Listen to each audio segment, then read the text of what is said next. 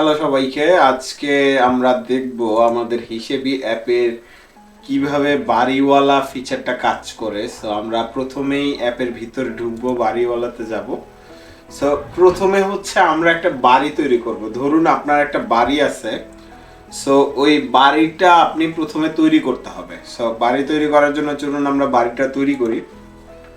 So প্রথমে আমরা বাড়ির নাম দিব, ধরেন শান্তিনীর বাড়ির নাম। বাড়ির ঠিকানা হচ্ছে ধরেন ঢাকা। আমি এমনি একটা অ্যাড্রেস দিলাম। এই বাড়িতে মনে করেন কতগুলা ইউনিট থাকতে পারে।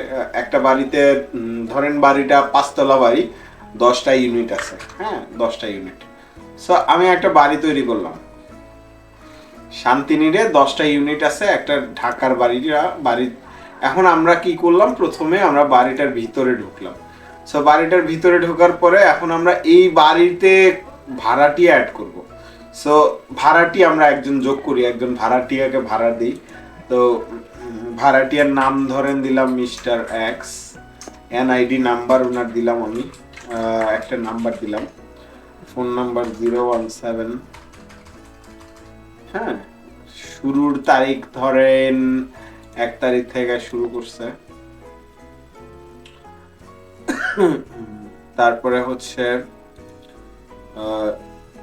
ঠিকানা ঠিকানা হচ্ছে ঢাকা। ইমেল দিলাম ইনফো ইনফো mrx@gmail.com দিলাম। ওনার জন্য মাসিক ভাড়া ধরলাম 5,000 টাকা। আর উনাকে আমরা 2 নাম্বার ইউনিটে দিলাম।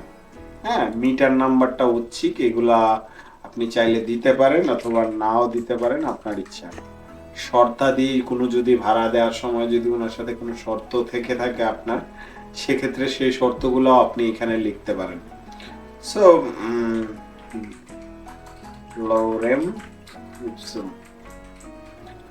সো এই ছিল ভাড়াটিয়া অ্যাড করার ফর্ম, জাস্ট ভাড়াটিয়া যোগ করে দিলেন।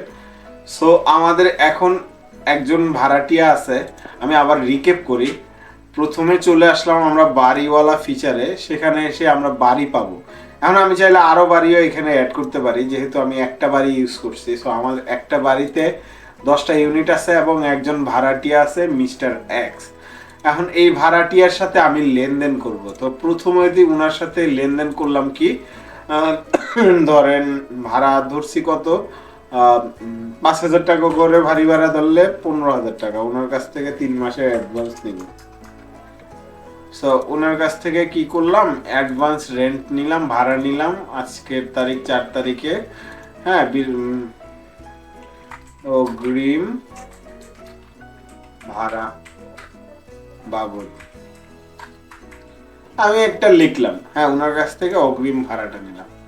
সো এই যে এই লোকটার, এই ভাড়াটিয়ার যত ট্রানজেকশন আসবে, যা হবে না হবে সবকিছু এখানে আপনার আসতে থাকবে এবং নিচে লেখা থাকবে যে এটা অ্যাডভান্স নিছি, তারপরে হচ্ছে অগ্রিম ভাড়া বাবদ কত তারিখে নিছি, এই পুরো ব্যাপারটা।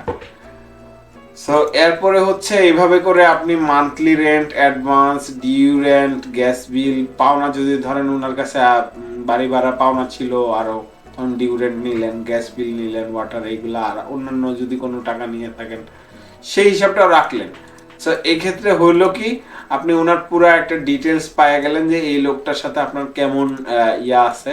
তবে ইন ফিউচারে এইগুলোর সাথে সাথে যখনই কেউ বাড়ি ভাড়া অ্যাড করবে, মানে এইখানে কোনো ট্রানজ্যাকশন হবে, সাথে সাথে ওই ভাড়াটিয়ার কাছে একটা মেসেজ বা ইমেল যাবে। এই ফিচারটা আমরা সামনে নিয়ে আসব।